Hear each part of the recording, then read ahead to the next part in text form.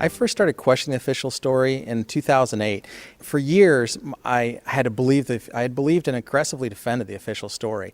I went out to New York after 9/11 happened to show support and attend funerals, and to just be there in any way I could. And I was down at Ground Zero, several days when we watched them pull out just pieces, and it was, so emotional, and I just couldn't go there. And so I was so angry, and I just wanted, when I was told that what terrorists did it, I just wanted to attack. I mean, I was just in that mode where I wanted revenge, really, is what it came down to.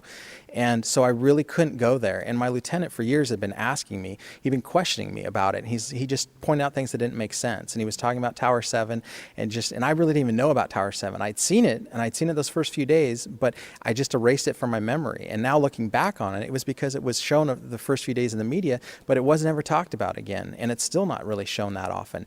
And so he kept trying to bring that up. And I wouldn't even watch his videos. I wouldn't watch anything. I wouldn't look at the pictures because I thought he was crazy. And what I didn't understand is he wasn't questioning our country. He was questioning an event. I started looking at the evidence. I saw some things that didn't make sense. And being a firefighter, I realized when I saw this evidence, I've been in enough fires. What we're saying with Firefighters for 9/11 Truth is there's evidence that doesn't make sense. Not only that it doesn't make sense, we're saying that there's national standards that need to be followed. And when I started looking into that, I went into the investigation manual. And so it's called the NFPA 921, and it's the Guide for Fire and Explosions and Investigations. It's a guideline. And so it's a resource for investigators to follow. And it's really designed for investigators of smaller departments that don't have the big investigation units that have their own, standard operating procedures. And it's also designed to bring the country's investigation system together. And we call it, in firefighting, we call that the incident command system. And so I went and I got the manual from 2001, and it became the national standard. I believe it was in February of 2001. And I started looking at that, and I said, what should they have looked for? Because I found out that they didn't test for explosives. And the more I started researching, and I went back and I looked at the footage from the original days of 9/11, there were all kinds of firefighters and civilians that were reporting explosions. And so just the fact that there were explosions means they need to be investigated. We had terrorists, they used explosives in 93. We had witnesses to explosions. We have audio recording of explosions. We have overwhelming evidence that there were some explosive events. They should have tested for the explosives. And it's in the NFPA 921, it's under exotic accelerants. They bring up thermite specifically. And we had 118 first responders report explosions. We had witnesses, tons of witnesses, and we have the audio recordings. We should have tested for it. I mean, it's a common sense thing. At a routine house fire, and several neighbors tell you, oh yeah, we saw flashes go off on 3 of the floors at the same time. It looked like the fire started in the whole building at the same time. It's a no-brainer. We're going to test that thing for explosives. Any firefighter would know. We're looking for the point of origin, and we're always looking for any indicators. And a lot of times we'll interview, most of the time we'll interview, witnesses or family members or whoever was there. What did you see? What did you hear? Kind of thing. And so if we had reports from neighbors that they said they saw flashes on all 3 floors, at the same time or close to the same time, we're going to suspect accelerants were used. Gasoline, kerosene, any type of accelerant, but we're going to test it for that. We're going to look for the, indicators, and we're going to test it. So the fact on 9/11, we had 3,000, Americans murdered, and we had the first 3 high-rise and steel collapses. We have all these reports of explosions. We have the history of terrorists using explosives.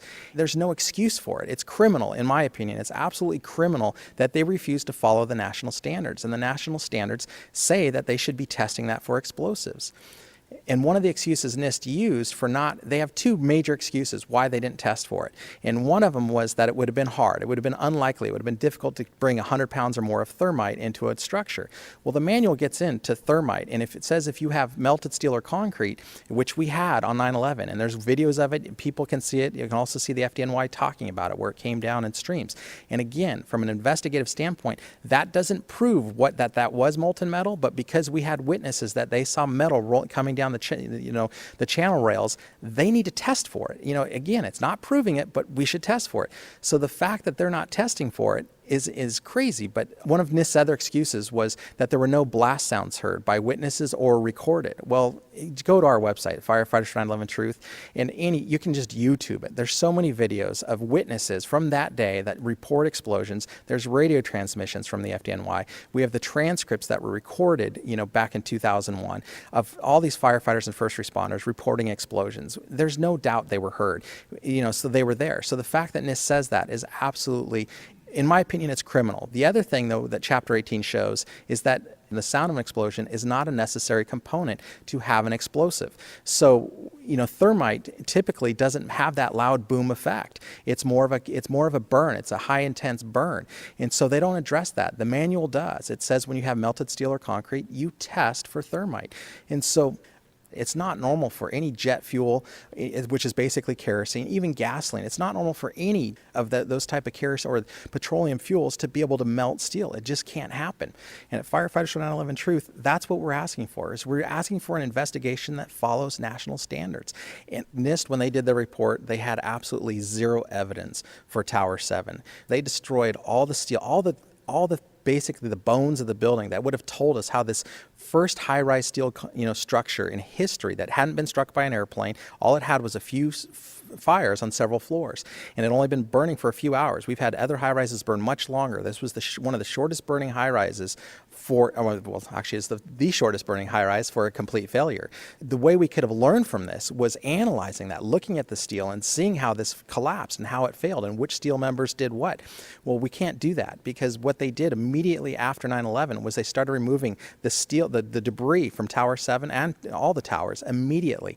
They sent it off to China to be recycled. So they never had any physical evidence to do the investigation. So that needs to be investigated. I mean, the national standards are very clear. We have preservation of evidence, we have spoliation of evidence. There's all kinds of basically standards that you don't destroy evidence. I mean, anybody with common sense knows you can't investigate something unless you have the stuff to look at.